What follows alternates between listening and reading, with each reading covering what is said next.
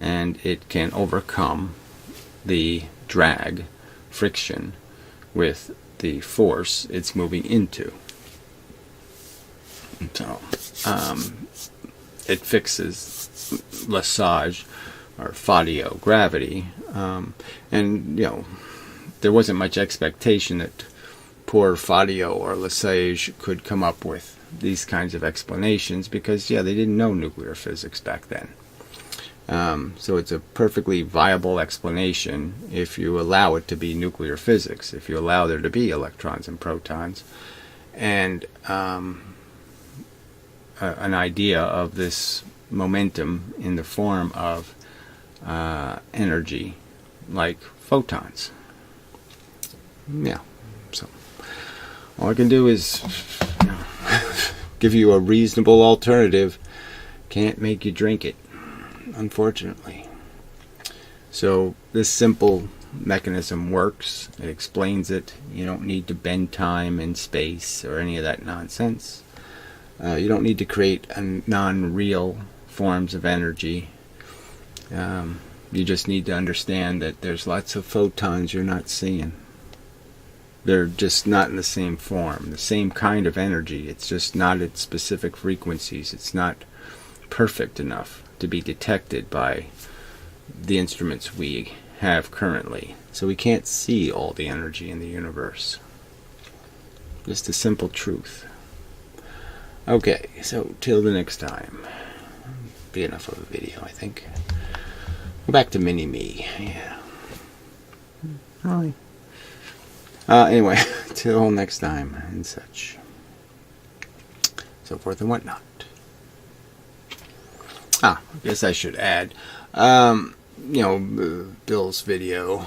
It'd be nice if there was some ability to have conversation among dissidents, but they're all too thin-skinned, and nobody pays any attention to what anybody else argues, and so it just doesn't work, unfortunately.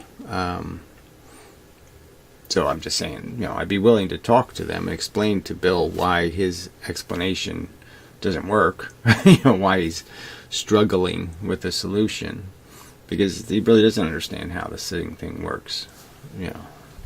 He's got it wrong. But anyway, can't really have the conversation, so it'll have to be done this way. So I'll leave a link to the video, but like I said, he explains why there's problems, but he doesn't really have any solutions, and so it's kind of an irony as a video.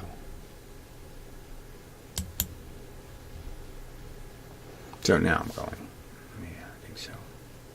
Till next time and such.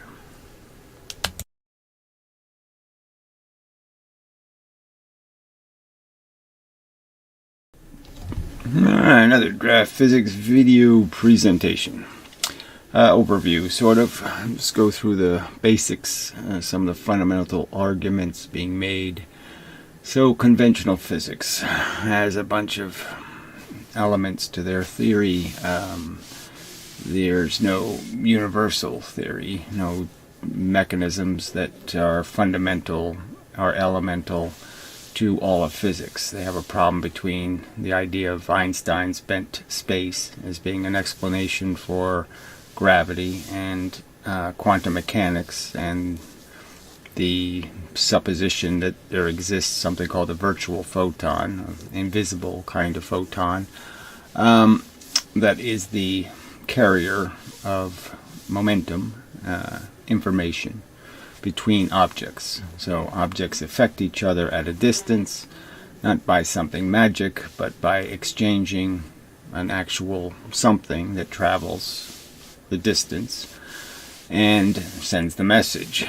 And my argument would be all it sends is momentum, and through the process of an exchange.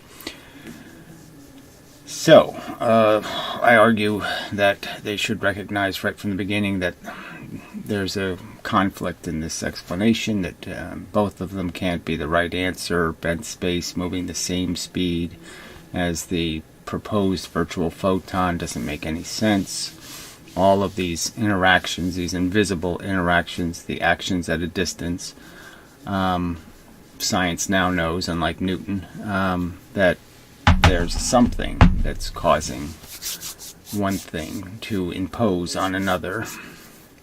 And the obvious way you would impose is by bumping into it, getting close enough to have an interaction in some form and exchange what is your velocity with the thing that you're interacting with. You're basically imposing your movement on it, and that's the simple mechanism. So I would argue that it's a push universe, that there's no elemental way to describe pull. You just can't come up with some basic, simple mechanism for pull. Pull requires there to be some kind of grabber, and then some kind of, moving in the opposite manner of being hit.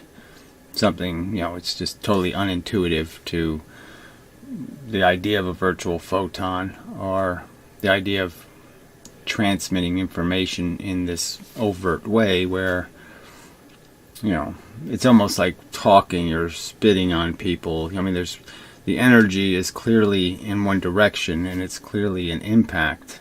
It's not some message that says, come towards me.